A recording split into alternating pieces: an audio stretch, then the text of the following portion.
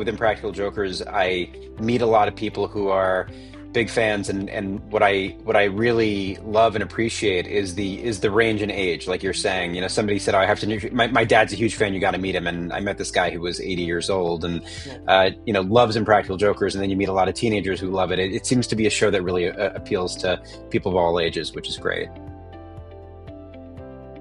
Hello, hello, hello. Welcome to another episode of Adeptus On-Air. I am again your host, Mike Hoffman, and today, very excited to be joined by Emmy-nominated executive producer of many shows that you know, including Impractical Jokers, uh, going back to Total Request Live on MTV and many others, Simmy Kustanowitz. Simmy, how you doing today?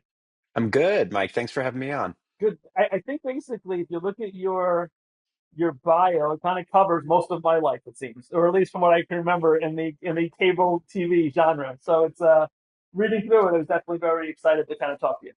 Oh, that's great. I'm glad that you're a fan of some of these shows and excited to chat. Yeah. Well, I'll start with this. We were briefly talking, before I went online. One of your main shows was obviously, Impractical Jokers that you've worked on for several years.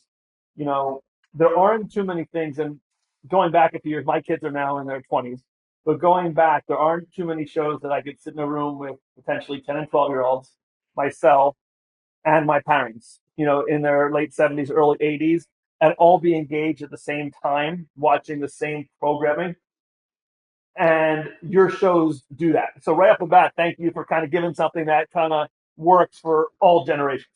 I love hearing that. On with Impractical Jokers, I meet a lot of people who are big fans, and what I really love and appreciate is the range in age. Like you're saying, somebody said, "Oh, I have to." My dad's a huge fan. You got to meet him, and I met this guy who was 80 years old, and Yeah, loves Impractical Jokers. And then you meet a lot of teenagers who love it. It seems to be a show that really appeals to people of all ages, which is great.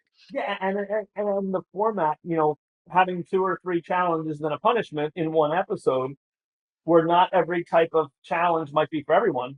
When you have a few different things in one episode, you're bound to appeal to everyone, at least in some aspect of the show. Yes, that's the idea.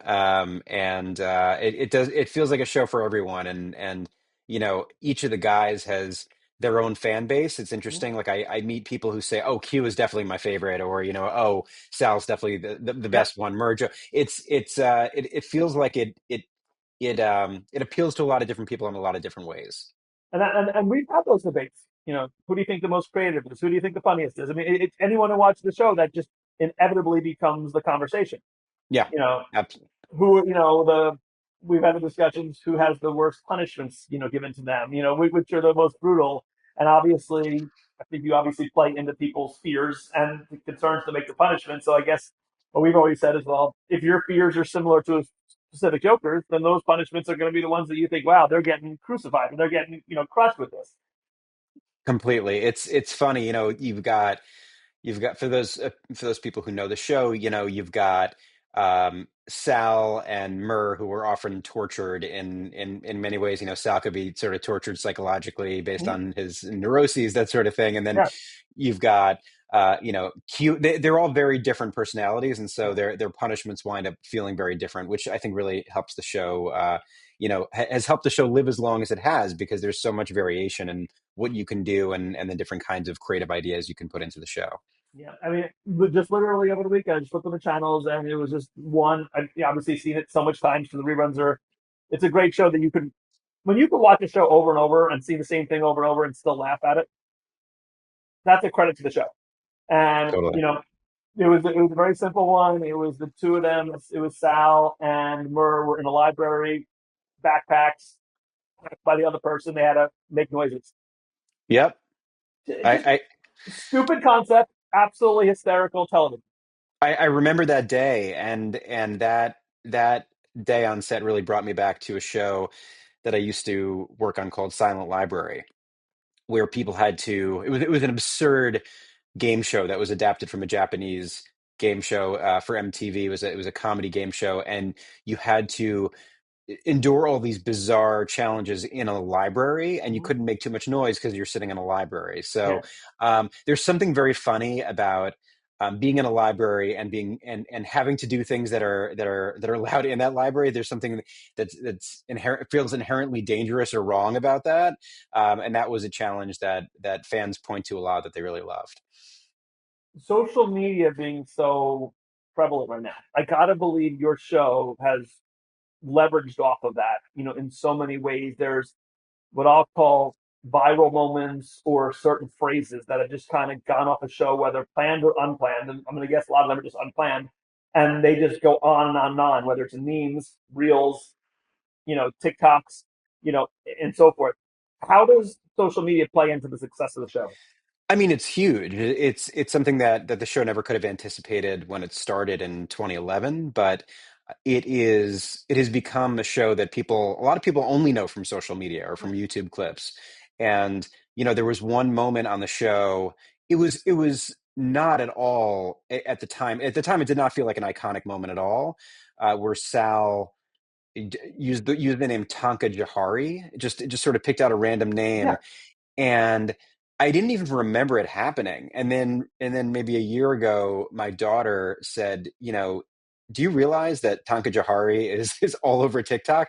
It's so funny. You just never know what's gonna spread. But a lot of these clips, a lot of these moments have really found a new audience through social media. Yeah, I mean the ones that I see time to time is obviously Joe yelling Larry, Sure. is one that you see. Joe's I'm gonna say it wrong, scoop the potato, or go. Scoop skip potatoes. Yeah, Yeah. those things that you see every once in a while. You're going through your feed, and those just pop up, and again, it just brings you back to the show, you know, and so forth. Now the evolution of all this, because like I said, one of the first things that I mentioned before is Total Request Live. Now, totally different time. I'm guessing in my head before social media, but it did involve audience interaction in a different capacity. And that was probably one of the first shows that kind of began that concept of, hey, let's get people involved in terms of how our programming is going to go.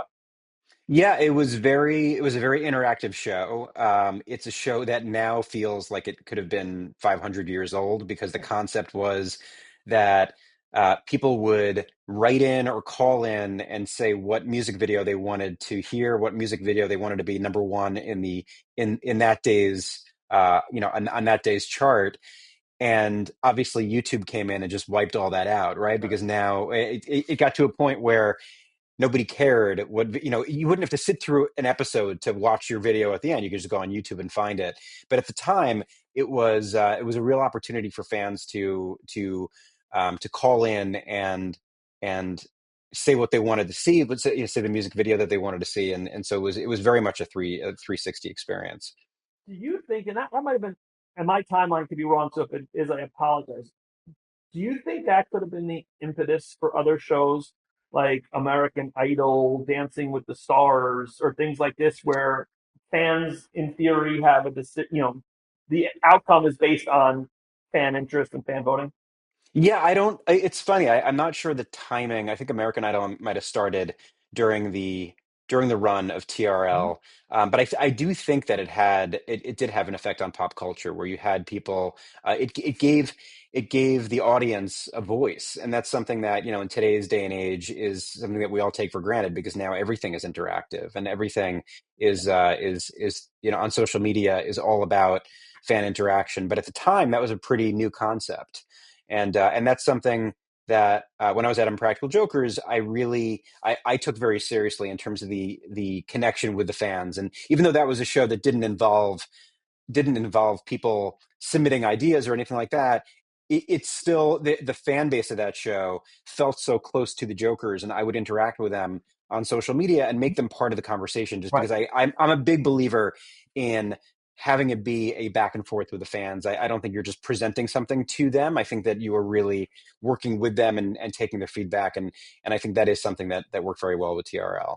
And I think one of the things that you've leveraged off of, whether it was intentional or unintentional, and I think this might have started with American Idol and then evolved, is taking this TV program on the road for fans to now have more interaction, whether it's just to watch a live show, whether it's meet and greets. So really to kind of take the television experience and now kind of reach through that screen and now get FaceTime with the stars.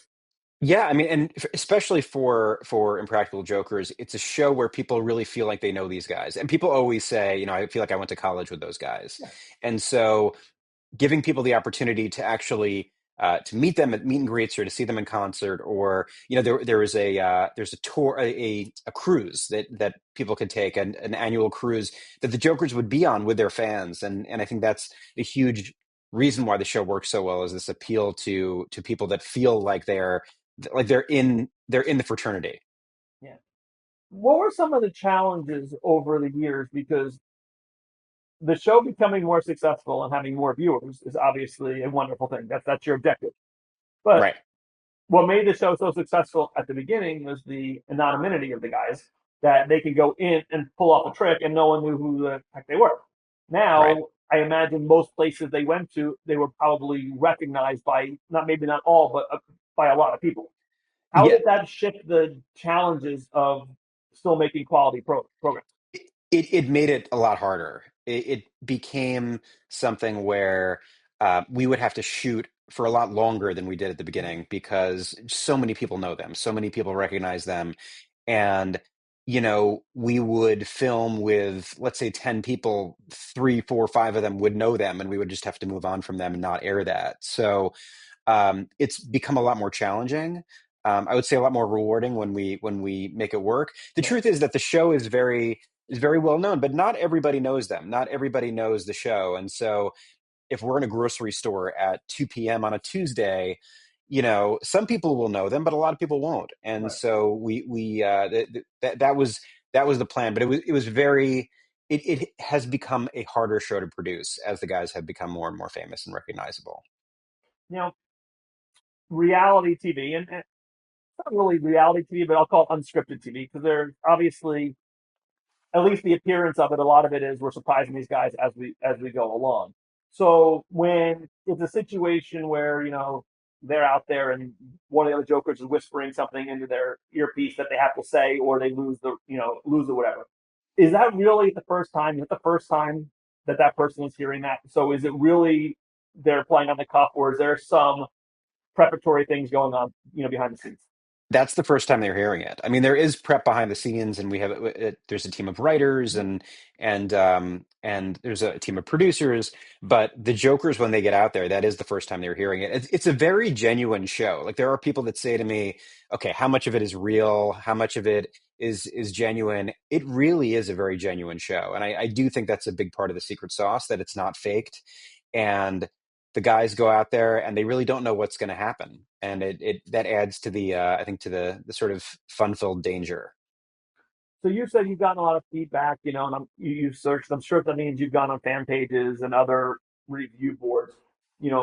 What have you found to be the things? And obviously, everything for something that someone likes, you have someone who doesn't like that kind of joke. What's kind of been the bread and butter as some of the things that across the board, as much as possible, people have really taken to, like, this is the kind of bit that we want to see. It's a good question, because to your point, that not everybody loves the same thing. Mm-hmm. And that is one of the hardest things I think about producing comedy, is that you can't make something that's going to work for everybody. Right. And so everyone has different opinions and different things they love. There are moments on the show that I found to be pretty weak, that I'll meet a fan and they say, "Oh, that's my favorite thing you guys have ever done." Sure. Um, there's a challenge where the guys have to go into a room together and not laugh. It's the one challenge where we have I love those. all the yeah all the we call it laugh man standing. Yeah. So that's one that people really like. There's one with a two-way mirror where the Joker is interviewing somebody, and behind them Yeah. is a two-way mirror, and crazy things are happening behind them, and the person that the Joker's interacting with has no idea it's happening behind them. That is a really fun one. I personally, my favorite bits are the simple ones. The guys in a grocery store Mm-hmm. just interacting with people, and I've always been a fan of the subtle, uncomfortable Yeah. moments, and I think those are often the ones that fans Yeah. come back to. I was gonna say those are the ones that I love, not the ones And again, I laugh at everything. So even the ones I'm gonna say I don't like, I still laugh hysterically. I don't want to be clear, but like one that comes to mind, I'm like, wow, this is almost to the point of, wow, is this too much? And it was somewhat recently, was when they faked Murray like in a car crash, falling off. Yes, And you that was, genuinely saw, and I think that joke was on sound, you genuinely saw that he was genuinely scared for his friend. And I'm like, yeah. okay, that's a tough one, because some people I think could really be turned off, like, oh my God, it's his best friend, and so forth. I mean, me knowing that, okay, he's not hurt because obviously we're watching the show, made it a little easier to watch. But at the same point in time, it's like, wow, is that pushing it? Do you ever get to the point where some of these you're like, wow, are we really messing with someone? Meaning, obviously, you're messing with each other. Are we really crossing the line, messing with him in that way? Oh yeah, it's something we talk about all the time, and that one in particular, the where Murph faked his own death in a Yeah. race car. I mean, that what we spent a lot of time debating: is this too far? Mm-hmm. Or is Sal is this too much for Sal? And we ultimately went through it. I think it went very well, but Mm-hmm. I was nervous right until the moment we started. I mean, Yeah. there are definitely moments where we're pushing the boundaries. Comedy is all about pushing boundaries, Right. and so there have been times that we've gone right up to the line and maybe crossed it slightly, but I think we do a good job of towing that line. But that was definitely the race car was definitely one that we all looked at each other and said, "Are we sure this is okay?" And at the end of the day, the guys know each other so well; they know their relationships. And if Mm-hmm. one of them says, "I really want to do this, and I think it's going to be great," we the show defers to them, and I'm Yeah. glad that we did that one. Yeah. I mean, just my trip down memory lane. Hope you don't mind some of the things that I still think. And I was telling you earlier, there's one of my kids have a video of me actually crying, laughing, and then they taped me, and that was when Sal had to deliver a baby cow, Oh yeah, sure, and sure. just his facial expressions and his dry heaves and his just look of genuine, like, oh my God, this is the worst thing I'm doing right now. Again, harmless, but to me, for some reason, that one just hit a nerve in me, and I'm like, oh my God, this is the funniest thing I've ever seen. And again, we talk about that, pretty simple when you think about it in terms of what you're having them do.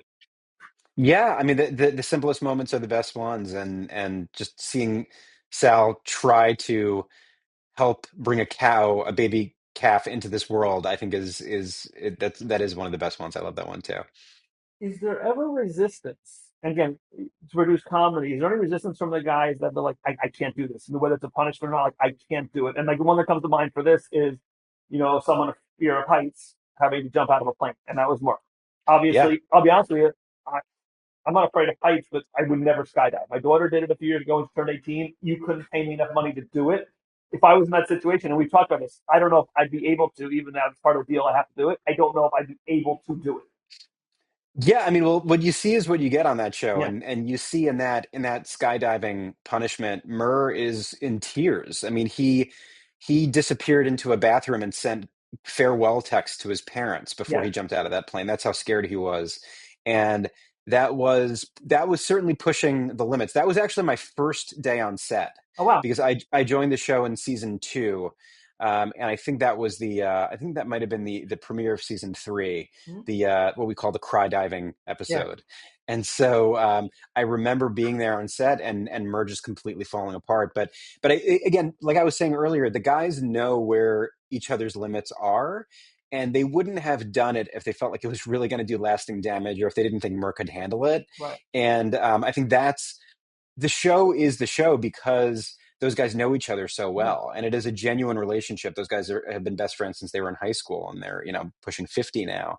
So um, it's the fact that they know each other's limits, they know how far they can push each other. I think is what makes the viewer feel a little bit more comfortable. You feel like, okay, they can handle this because they know each other so well, and I'm just going to sit back and enjoy.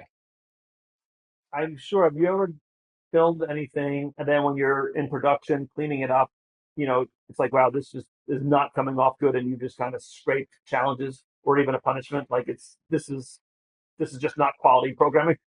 Maybe early on in the very early stages, there might have been something that we felt like this just isn't working. But the show's been on the air for over 300 episodes, and so I think at this point, there were certainly times that like when I was a network executive first, overseeing the show at Mhm. True TV at the Turner Networks, and I would get a cut of an episode, and I might call the showrunner at the time and say, this just does not work, and Right. what could we do to fix it? And then we would find some solution in the edit to trim it okay, maybe let's make the punishment a little bit longer and we'll cut the challenge back a little bit, that sort of thing. Or, hey, let's look for other footage, other jokes that we can maybe replace Mhm. something. So we've had to strengthen bits for sure, but we haven't scrapped a challenge or a punishment in a very long time.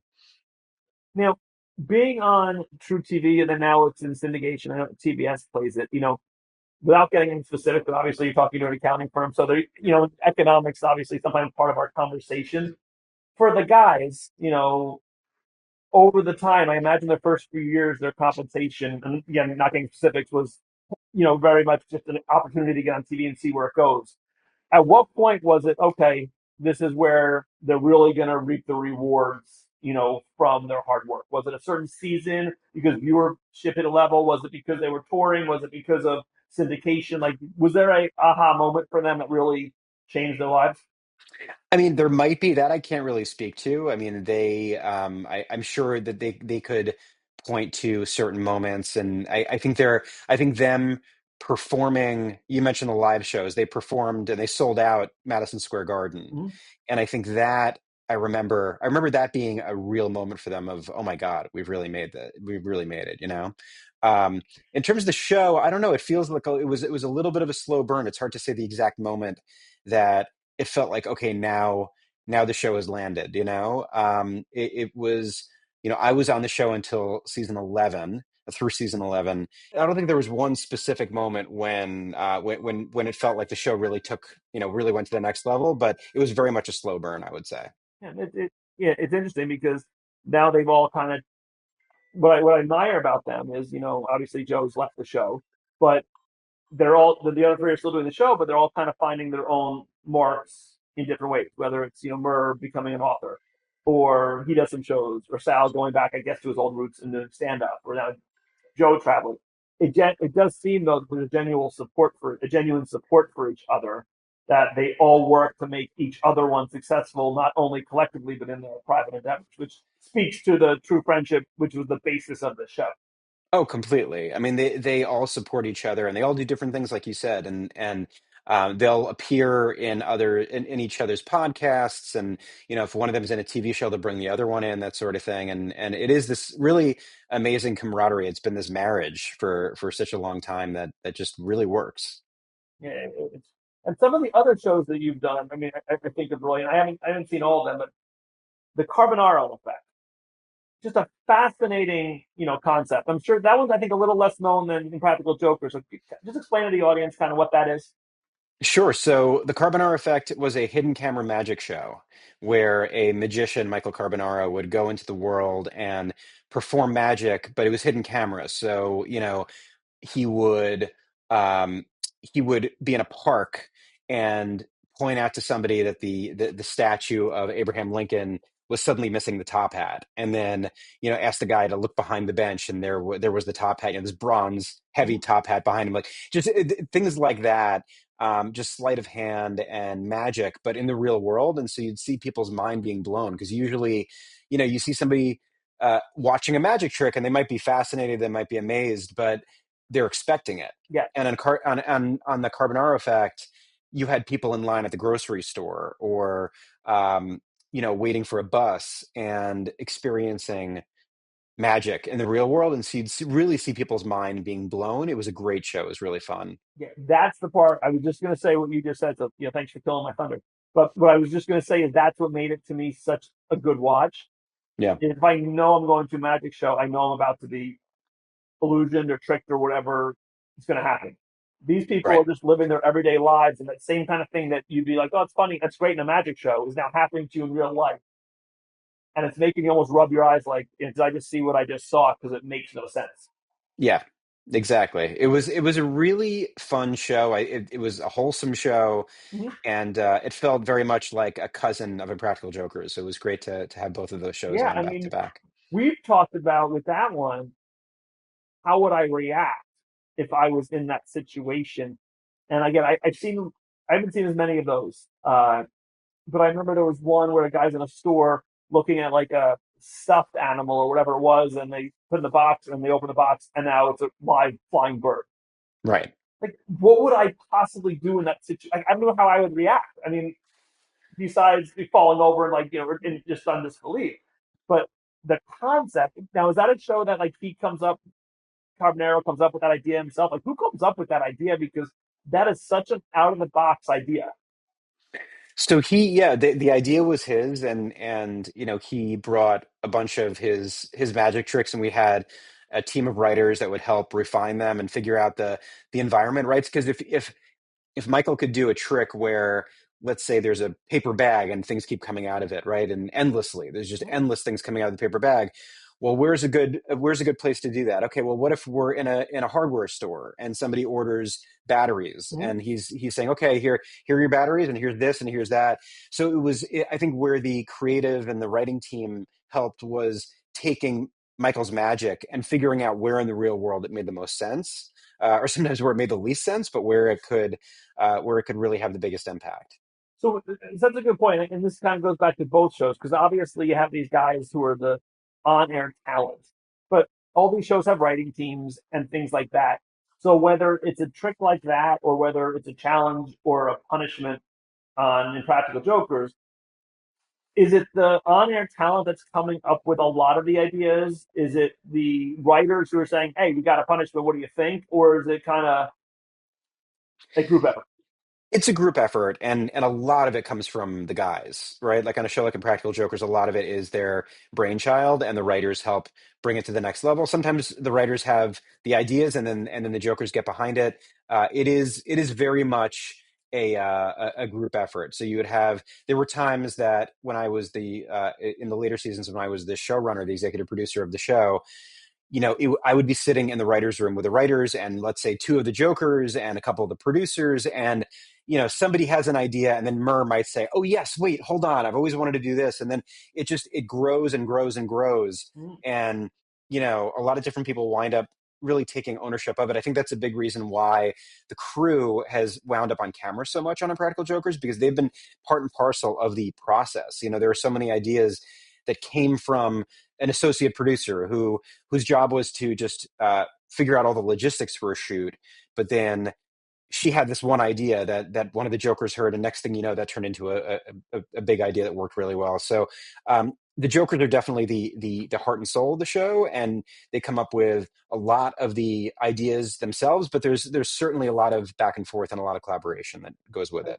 And one way to also speak of the impact on the show in terms of who likes the show is there's been a lot of celebrities that have appeared on the show over the years. And I know leading into a new show, Anthony Davis was on a couple of years ago, basketball player now with Dallas, was with the Lakers at the time. And I guess based upon that, you're an executive producer of a new show with him, correct?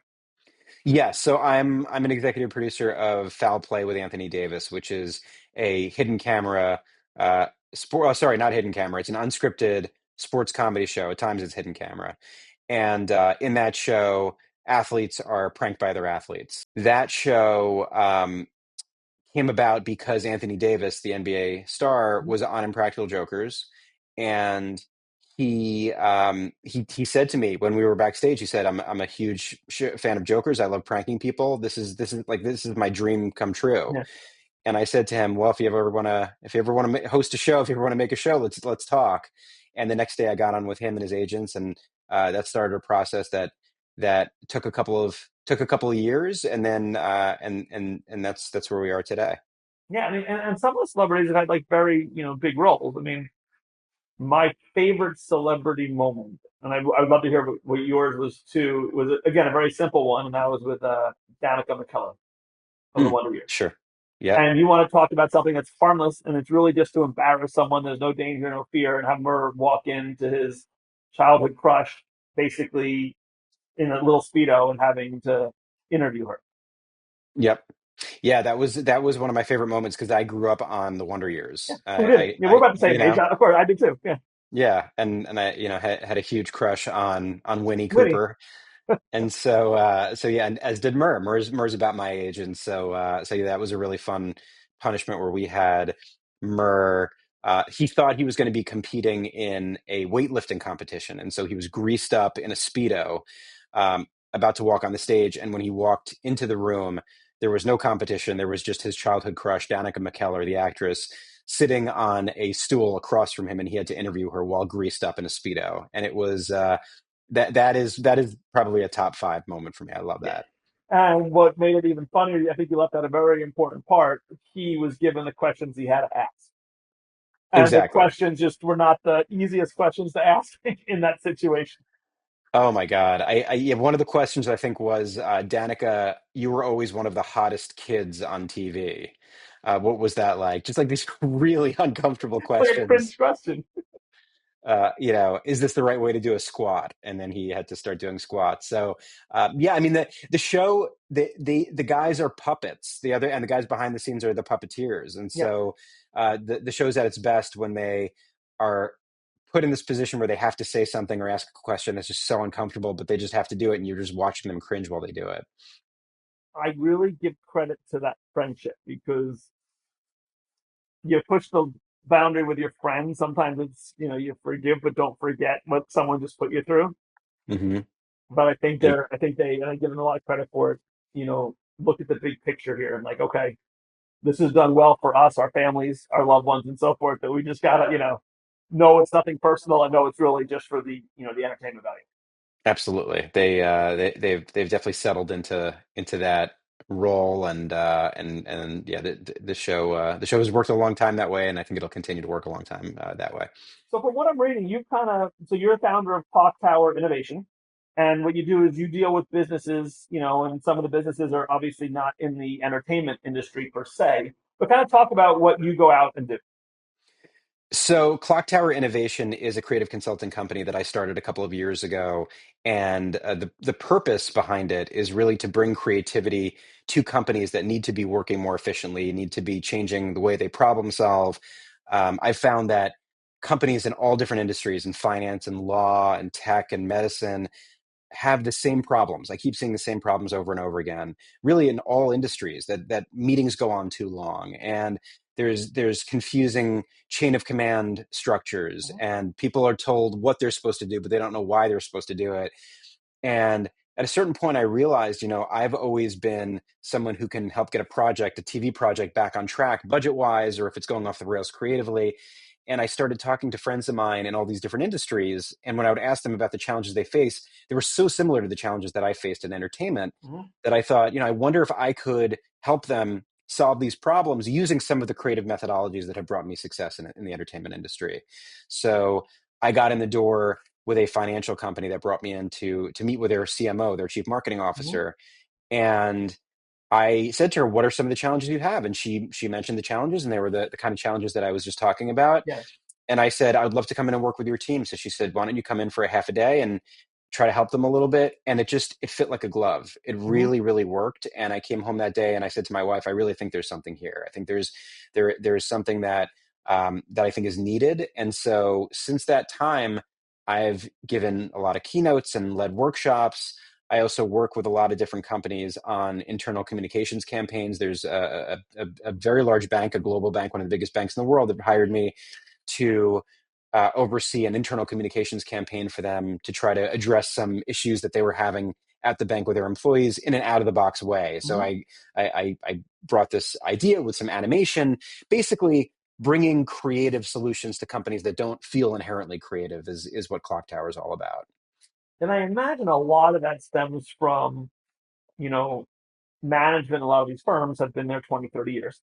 So they might be out of touch with, the real world and how it's evolved over time with, technology. With even social media, I think plays a big part in businesses. With now, in the last few years, this, concept of AI just kind of taking off. And I think it's not that these companies aren't receptive to it. Their leaders just have, in their minds, been successful 30 years without it. Why need it? But I think it's also a matter of, well, you almost have to stay up to your competitors. And I think getting some of the leaders to realize that, at least what I see talking to businesses, is sometimes one of the biggest challenges. Yeah, absolutely. I think that companies get stuck. Like the people who work for these companies get stuck, and they don't know how to get over the hump, how to solve problems, how to think more efficiently. And what I've realized is it's really simple. And to me, everything starts with the clock. That's one of the reasons why the company is called Clock Tower. Mhm. But when I worked in live television, when I was at TRL, we didn't have the luxury of paralysis by analysis. Yeah, You couldn't sit there and say, let's come up with solutions, and however long it takes is fine. And, let's take a week or two and figure it out.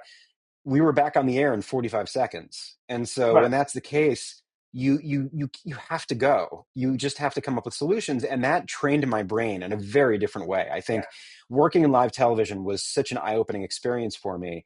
And so to me, that is what I bring to companies. I help them think like a live TV producer, how to embrace a ticking clock and how to solve problems in a short amount of time simply by setting a timer, by yeah, saying we're going to come up with, or by keeping an eye on quotas and volume. Instead of saying, hey, let's sit in a room and try to solve these problems, let's say, no, we're going to sit in this room for the next 30 minutes. We're going to come up with 5 solutions or 10 solutions in the next 30 minutes.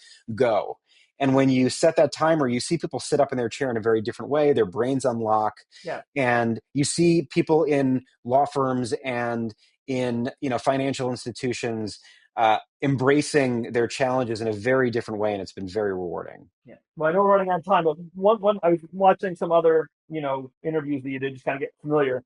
And there's one quote you had that I wrote down. I want to read it because I love it. I just want to get your kind of thoughts on it, expand on it a little bit. And you said, if you don't use time the right way, 1 minute can feel like a panic attack. But if you use it the right way, 1 minute can feel like an eternity. And it kind of just feeds in perfectly to what you kind of just talked about. But there's such, to me, when I read that, I'm like, I actually stopped and like thought about that for a second. And I think there's just so much merit behind that statement.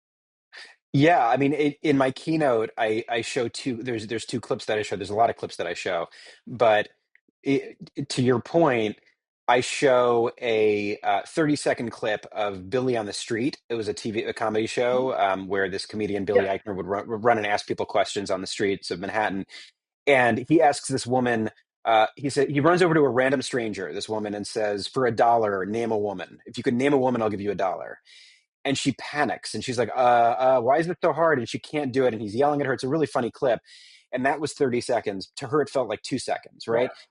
And then I show a commencement address where Mr. Rogers gave many, many years ago, where he says to the graduating class, I'm going to give you the gift of a silent minute, where you can just think about somebody that's meant something to you. And he stops talking for 60 seconds.